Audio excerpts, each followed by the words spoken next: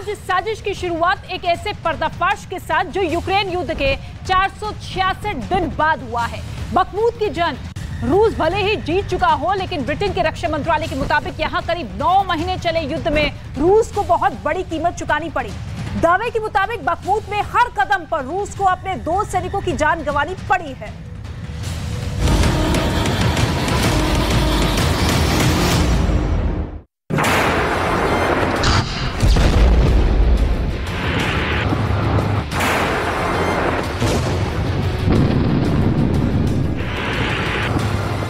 Ukraine के चप्पे चप्पे पर रूस की मिसाइलें बरस रही हैं। व्लादिमीर पुतिन के रक्षा मंत्रालय के मुताबिक रूस की सेना ने चौतरफा हमले में एक साथ यूक्रेन के कई मिलिट्री ठिकानों को बर्बाद कर दिया है। बीते 24 घंटे में रूस ने यूक्रेन के किन किन हथियारों को मार गिराया है, उससे पहले आप यूक्रेन युद्ध में अब तक का सबसे बड़ा पर्दाफाश जान लीजिए। बखमूत की जंग पर बहुत बड़ी रिपोर्ट सामने आई है। इसके मुताबिक रूस को यूक्रेन के इस इलाके पर कब्जे की बड़ी कीमत चुकानी पड़ी है। दावे के मुताबिक बखमूत में हर 48 सेंटीमीटर पर कब्जे के एवज में रूस को एक सैनिक की जान गंवानी पड़ी। ये रिपोर्ट कहां से आई, तफसील से आपको दिखाएंगे। अभी जंग की जमीन से आई सबसे नई तस्वीर देखिए, जहां रूस ने यूक्रेन के पास गिनती के बचे लड़ाकू विमानों में से एक Su-27 को मार गिराया है। एक Mi-8 हेलीकॉप्टर को ढेर कर दिया है, तो तमाम यूएवी यानी ड्रोन को भी जमींदोज करने का दावा किया है। पुतिन की सेना ने अमेरिका से मिले यूक्रेन के कई हिमार्स और ब्रिटेन से मिले स्टॉर्म शैडो क्रूज मिसाइलों को भी इंटरसेप्ट किया है, जबकि यूक्रेन की सेना का दावा है कि उसने दुश्मन के हर हमले को नाकाम कर दिया है। वोलोदिमीर ज़ेलेंस्की के रक्षा मंत्रालय के मुताबिक उसकी सेना डोनेट्स्क और लुहांस्क में दुश्मन सेना का डट कर मुकाबला कर रही है। दावे के मुताबिक यूक्रेन की सेना ने 24 घंटे में रूस के कई मिलिट्री साजो सामान को बर्बाद कर दिया है। दावा तो यहां तक है कि यूक्रेन के सैनिकों ने रूस की एक कमांड पोस्ट पर हमला किया। इसमें पुतिन के एक एयर डिफेंस सिस्टम और हथियार गोदाम को तबाह कर दिया गया। इतना ही नहीं, हमले के लिए तैयार कई ड्रोन को भी नाकाम कर दिया गया। रूस के बेलगरद के गवर्नर के मुताबिक यूक्रेन ने एक बार फिर उनके इलाके पर अटैक किया, रिहायशी बस्तियों को निशाना बनाया। दावे के मुताबिक यूक्रेन की सेना ने बेलगरद इलाके में करीब 100 हमलों को अंजाम दिया है। वार पलटवार के इन दावों के बीच कीव में रूस का कोहराम जारी है।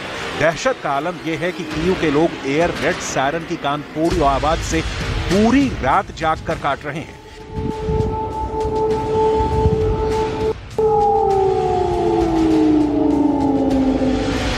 कीव पर रूस के अंधाधुंध हमले जारी हैं। जानकारों के मुताबिक कीव का अंजाम भी वही हो सकता है जो पूर्वी यूक्रेन के बखमूत का हुआ है।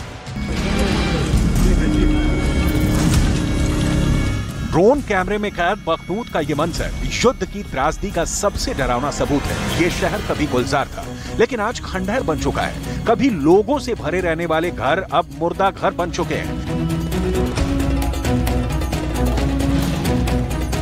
रूस बखमूत पर कब्जे का ऐलान कर चुका है। पुतिन की प्राइवेट आर्मी वैगनर ग्रुप के मालिक येवगेनी प्रिगोजिन यहां से यूक्रेन के एक-एक सैनिक को खदेड़ने की मुनादी कर चुके हैं। В населенном пункте Бахмут нет ни одного украинского военного по той причине, что мы перестали брать пленных. Трупов украинских военных огромное количество.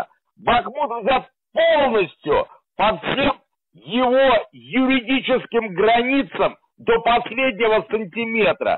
Поэтому Владимир Александрович лукавит. Либо он, как и многие наши военные руководители, просто не в курсе, что происходит на земле.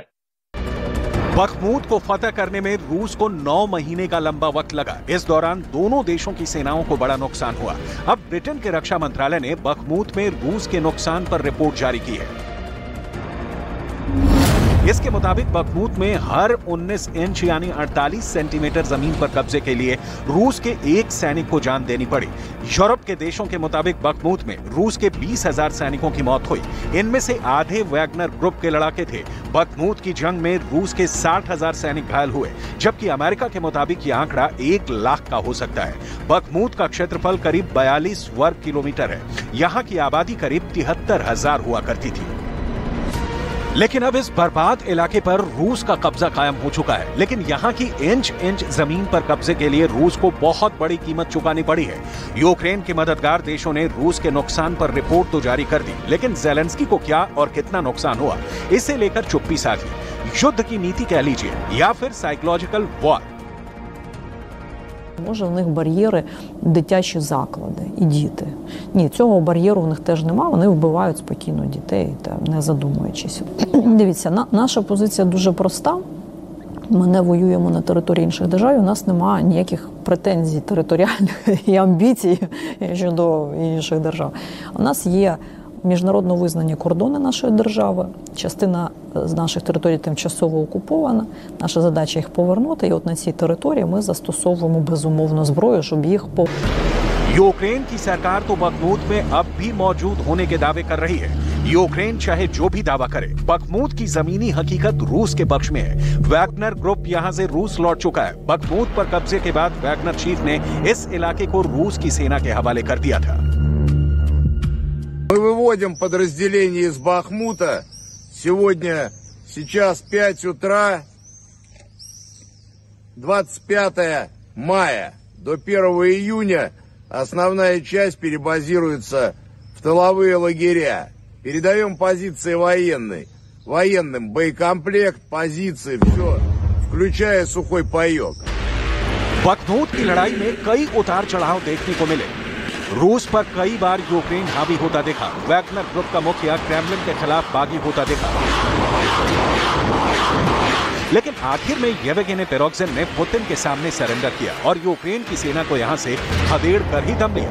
बखमूत की बर्बादी रूह कपा देने वाली है, कलेजे को चीर देने वाली है। बावजूद इसके न पुतिन का दिल पसीज रहा है और न ज़ेलेंस्की ही झुकने को तैयार है। यूक्रेन के पीछे नाटो के देश खड़े हैं। अमेरिका और यूरोप के देशों के हथियारों के बूते ही ज़ेलेंस्की घुटने टेकने को राजी नहीं है। यूक्रेन की सेना पलटवार भी कर रही है। सरहदी इलाकों में रूस के अंदर घुसकर हमले हो रहे हैं। क्राइमिया तो छोड़िए, क्रेमलिन भी यूक्रेन के निशाने पर है। अब तक 2 बार मॉस्को में ड्रोन हमले हो चुके हैं। रूस के मुताबिक मई के पहले हफ्ते में पुतिन की हत्या के लिए क्रेमलिन पर नाकाम ड्रोन हमले की हिमाकत हुई, तो आखिरी हफ्ते में रूस की राजधानी में झुंड बनाकर ड्रोन से हमला हुआ। ऐसे में अब पुतिन का क्रोध 7वें आसमान पर है। उनके निशाने पर अब यूक्रेन के साथ उसके मददगार देश भी हैं। दिमित्री मेदवेदेव जैसे रूस के नेता अमेरिका और ब्रिटेन को सबक सिखाने का ऐलान कर चुके हैं।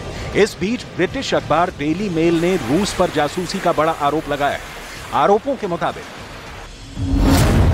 व्लादिमीर नाम का रूसी जासूस स्वीडन में देखा गया है। ये कोई साधारण जासूस नहीं है, बल्कि बेलुगा वेल है। रिपोर्ट के मुताबिक बेलुगा वेल को रूस ने जासूसी की ट्रेनिंग दी है। ये वेल इतना खतरनाक बताया जाता है कि समंदर में जहाजों पर हमला कर सकता है, दुश्मन देश के नौसैनिकों की जान ले सकता है। पश्चिम के देशों का दावा है कि रूस समुद्री जीवों का हथियार के तौर पर इस्तेमाल कर रहा है। ये कोई नया नहीं, बल्कि रूस का बरसों पुराना जंगी हथकंडा है। पश्चिम के देशों के मुताबिक रूस बरसों से वेल, डॉल्फिन और सील को जासूसी की ट्रेनिंग दे रहा है।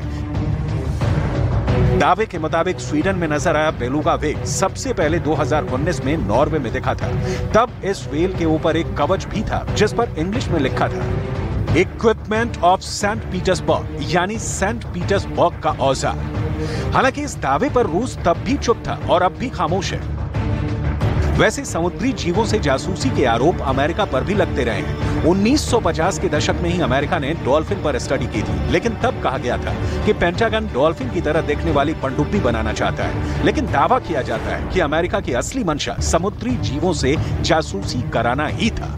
फिलहाल कहा जा रहा है कि 4 साल पहले नॉर्वे में देखा बेलुगा वेल ही स्वीडन पहुंचा है। नॉर्वे नाटो का सदस्य है, स्वीडन भी नाटो का सदस्य बन सकता है। ऐसे में इस दावे में दम है कि रूस ने स्वीडन की जासूसी के लिए इस बेलुगा का इस्तेमाल किया हो, क्योंकि यूक्रेन भी नाटो में शामिल होने की चाहत रखता है, जो उस पर रूस के हमले की वजह है। ऐसे में अब सवाल यह है कि क्या पुतिन यूक्रेन पर हमले का दायरा नाटो की दहलीज तक ले जाने वाले हैं।